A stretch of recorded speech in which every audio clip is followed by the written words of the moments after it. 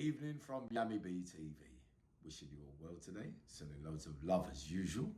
Now, coming up tonight is another bedtime story, if you like, or a monologue from way, way back in the day. You know that during the 90s, we know that it was a time when I was getting moved around all the country.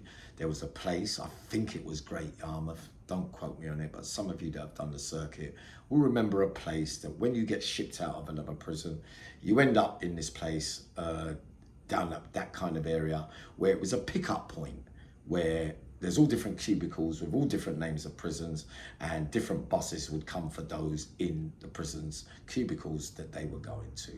So I was shipped out of Parkhurst. I think it was the week that Princess Diana died, and it was over the story for the allegation that a prison officer with his dog outside McDonald's late at night was allegedly to have met a man for me, or me being a middleman, or whatever way you want to put it, and he was meant to have collected a parcel to bring in for me, right? We know that this wasn't true, but nevertheless, I got shipped out of it, and I was on my way to another prison. Now, when they put me on the bus, I did not have an idea where I was going until I got on the sweatbox and I asked the driver, back at the cage, I said, yes.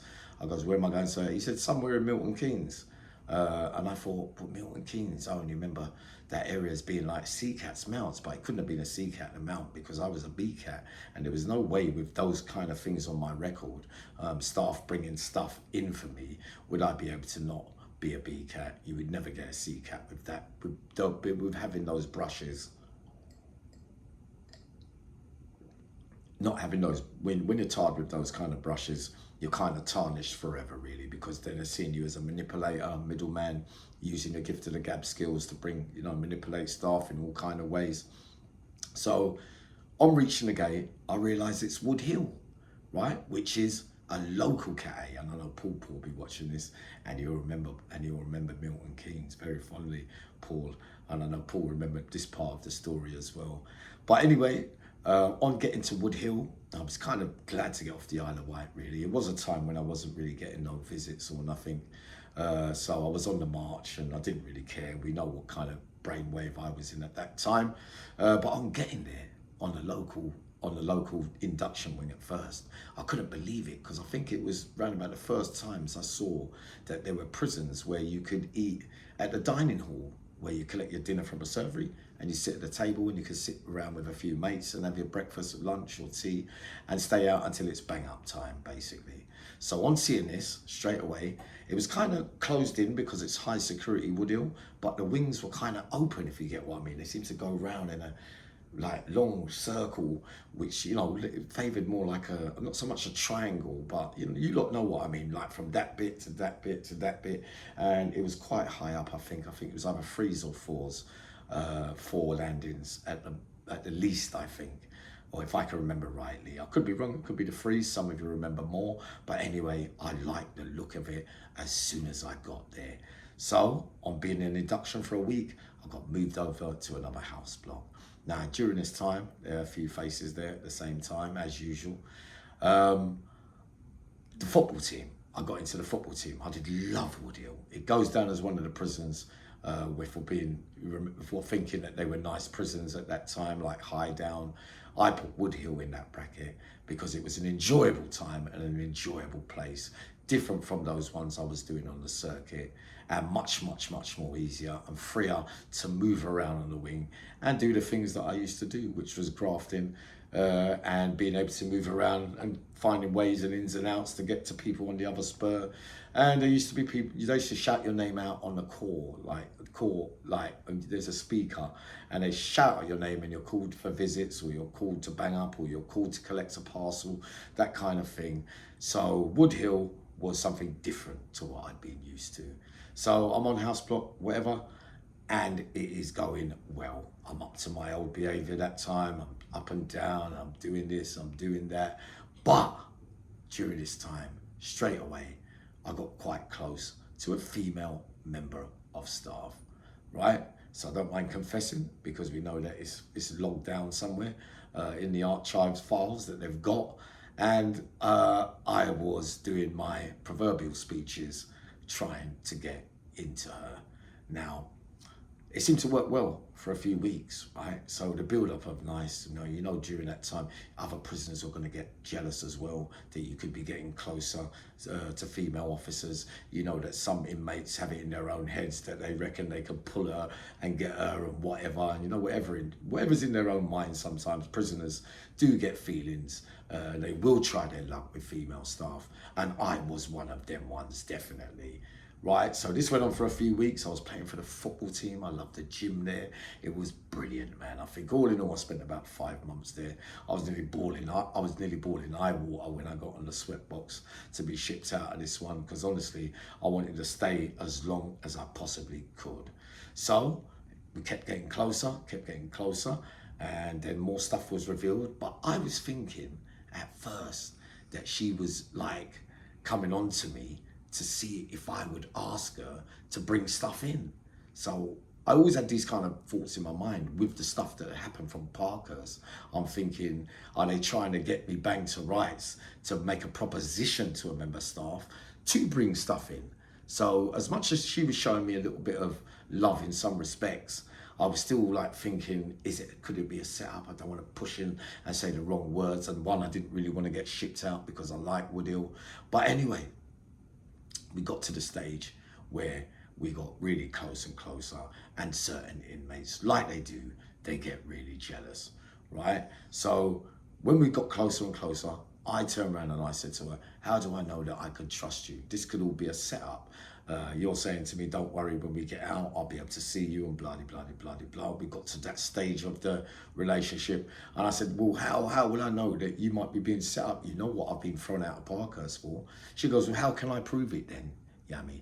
I do like you. And, at night, I used to be rushing back to my cellmate. His name's Timmy Clough, probably watching now, Watford boy.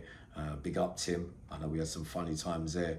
But yeah, and when I used to bang up, I always used to say to him, yeah, Tim, I reckon I got a chance. I reckon she likes me.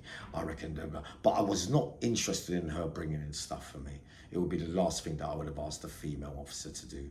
I might have asked the male's crew at some point along the journey. It's been suggested many, many times.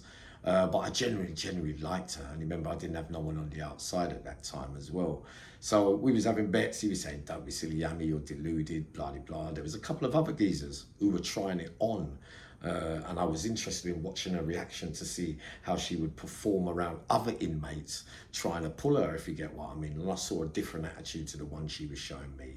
So basically, how can you prove it? How can I prove it to you, Yammy? I said, well, come on, kiss a kiss then. Blah, blah, blah, blah. She's going, what? Well, okay then. There's a room opposite the core bit where you go and meet the drugs workers or the counsellors or education staff come over. They unlock the door and you can sit behind a table and talk to them. It's not far from the office. And we've gone in there one day and I got a French kiss and I was over the moon, right? During this time, now, there was a couple of other geezers I was having it with, right? So, and also during this time, they tried to move me a couple of times. Like they tried to take me back to Albany. They took me on the Isle of Wight and they took me, I think, to Swellside. That was the second place. But when I turned up, because I didn't really want to leave Woodhill, so all the places they were bringing me to on the National were all places that I'd been before, and had little bits and bobs lying around there, like things written up in files about me. So on turning up to those two gates, like on one Wednesday, say to Albany, one Wednesday to Swellside, and on getting to both gates, getting refused to come in. Imagine that, unbelievably, not being allowed to be brought back into prison, like, your name, and it says, and then they point out, they open the file, and in the security file, it says, never to return to this prison. So I loved it because they were trying to get rid of me, and I was happy to stay at Woodhill because that I was beginning to fall in love a little bit, Uncle Yammy, during this time. And they brought me back twice. I know the staff were pissed off because they wanted me out of there. So then imagine, right? I didn't want to stay nowhere where I was wanted anyway. I kept asking the young lady, well, could I have a phone number in case I get swagged, in case I get moved. Little did I know that something was going to come up that got me moved anyway. right? So she was saying to me, right, I got the French kiss. It was lovely. I was over the moon. You know, it was something exciting for me at that time. So at that time, there was two other geezers, right? There was always an officer that's going to piss off everybody. And there was a couple on there, you know, always digging out the wrong names, men that are not really going to take it too lightheartedly, that are very, very serious, that are probably down there on accumulated visits, doing life sentences, knowing that they're never getting out because, you know, Woodhill houses category A prisoners. So one of these days there is a screw there, and he was pissing everybody off. And this geezer was saying to me, he's built like a tank, right? He was saying to me, listen, Yammy, I'm gonna go and absolutely ruin him. And I was saying to, yeah, but I was trying to tell him to be careful doing a life sentence, don't want to get caught and do nothing. He said, Yammy, I'm a professional, blah, blah, blah. And you know what? I believed him. Because when I looked up or when I read bits of his paperwork, he was allegedly a hitman on the out, serving about a 25, 30, 35 bit or something like that, right? There were many around like that in Woodhill at that time. So accumulated visits, when you can't get your visits up there, it's too far away, you can save up your VOs and go to the local jail where visiting your family and that will find it much more easier to visit you. These are applications that can be made if you save up your visiting orders, and normally you would be able to get to the prison nearest to your family. Not all the time, not everyone, but really you're supposed to be allowed to. It's probably changed these days, I don't know. So he's getting pissed off, and this is at the heights of my love affair. I'm in love with the football team. I'm in love with everybody there. I'm up to no good every day. And then a move comes up, right? There's another geezer there called Clive from East London, and he has got he's got a move where he's got to go to Blunderston. Now I was thinking, all right, he came to me basically and he propositioned me. He said to me, Yammy, I will give you £1/2 if you agree.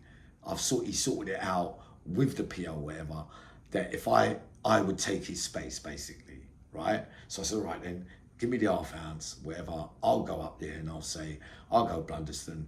The young lady in question, she said no matter where I move to, she will get in touch and blah, blah, blah. So I felt secure about that. But I also had a feeling that if I got to Blunderston, right, I would get refused there as well. So imagine that, thinking that, because I've been trying to move 2 places already, and I knew Blunderston was a sticky spot for me as well. Imagine these days, BCATs, I was finding it hard to get into. So, so I agreed to, he said, oh, do you agree, Yammy, to go on that bus then? I don't mind. No, I said, I don't mind. I said, yeah, I'll go to Blunderston. So I'm taking a gamble, because I could possibly get in, but then in my mind, I did like Blunderston as well, because Blunderston was somewhere that was really, really active, and I was an active man during this time. So I got on a bus, got to Blunderston, and all of you that have been to Blunderston, or those who haven't, there was a security PO with a dodgy eye with glasses. As soon as my name, I've stepped off the bus, I've got into reception. The other 2 places I went to before, I never got put into reception. They come and told me straight on the bus, take him straight back. So I'm in the cubicle and I'm thinking, talking to a man, you know, some of the workers in the reception, yes, here, him there, or there, and that, blah, blah, blah, blah, blah. They're saying, yep. Within about 10, 20 minutes, door opens, a geezer with a funny eye, security man says, listen, you are not coming here. And I heard him say, listen, I want that bag of shit out of here. He's a propositioner of officers. I don't want him in my prison. So I'm going, yes, listen. I'm going, yes, all right, brilliant. Right, so that means I was going back to Woodhill again. So I was over the moon, and when I got back, went back on the same wing, back to my lady as well. Remember, all that's going on as well. But like I said to you, there is always an officer that pisses off someone. Now, this geezer's approaching me and saying, Yammy, I am going to wipe him. I'm saying, all right, cool. We're all having, 3 or 4 of us knew we didn't really want it to go down, because you know what them incidents can do to us. Everybody can get locked down for days, a week even, because they are seriously serious incidents, right? So apparently, early morning, officers unlock the shower door, where he's unlocking for association. So he unlocks all the doors bit by bit by bit by bit, then gets to the shower room, opens up the shower room, bang, head bust, straight down on the floor, into the shower room, lie down, gone, right? So you got people, I'm watching from somewhere far and I'm thinking, oh no, but no one's noticed that he's gone missing, right? So for about 2 hours, God knows what kind of state he was in. But some people were going to the showers and having a look in and then turning their back and running off, you know, that kind of stuff. So it works out in the end. They do a stab, they can't find him. So they're searching high and low to find this officer who's got his head blown off. And eventually they find him on the floor in a complete daze and in a mess, right? So then obviously bang up, security have come on the wing, everybody's locked down, basically. And I'm behind the door, we're all behind the door. And then for about a day, no one's allowed out. You get fed at the door, blah, de, blah, de, blah. Turns out now, two men have got, I can hear the keys going late in the evening when it's all quiet. You can hear security with the shields coming on, and I hear two doors open, and I'm thinking, right, that's two gone. So I'm shitting myself because I'm thinking, no, don't tell me my name's going to be in the frame for this. Lo and behold, Timmy and Timmy Clough are in the cell. I'm saying to him, Tim, they're going to come for me, and they. He goes, yeah, but Yammy. I said, yeah, but you don't know. I said, I got a funny feeling before I could even open my mouth. Bang. Yammy, to the back of the wall, you're being moved out, allegedly, blah, blah, blah, blah, blah. So I said, fucking hell. I said, see you later, Tim. Bang. Walked off. Got down. But all the time I'm walking, right, to where they bring me block first, and apparently first thing in the morning I was off straight out of jail on a long journey up to Garth somewhere, and I was thinking about her. I was thinking, will she know who's this? So basically I told Tim to tell her. She'd know I got shipped out anyway. So basically that was the only thing that I was worried about, being moved. So when I got to that next place now, I wrote him a letter, he wrote me a letter, and within the space of a week, I got a card, because them days I had the ponytail with the big chest, the Steven Seagal thing, and a card with a ponytail band in it. Because I remember I always used to ask her if you got a ponytail, like one of those bands, because I was using elastic for mine because I didn't have a proper band. So in between the card was a band, a round band with her phone number on. I was absolutely delighted, over the moon. A lot of stuff was going right for me at that time. And I kept in contact with her. So obviously it was a tough sentence for me. I did the majority of that 8 before, you remember, the 13 or the 12 after that. And when I came out, I kept promising, like, when I get out, I'm going to come and see you.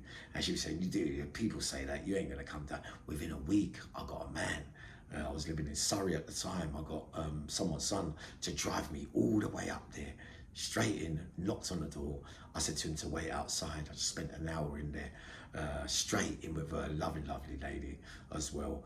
And then jumped back in the car and naffed off, and kept in touch with her for a little bit, but never really got to see her again.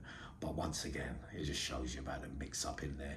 But so many things can happen. But what a result though, eh? You know, you think that you're behind doors, and you think that the best thing that could ever happen to you in there, regarding ladies, say, because you know you're sexually starved, or you want your little comfort things and all that, that really was like the biggest bonus that I could have possibly hoped for.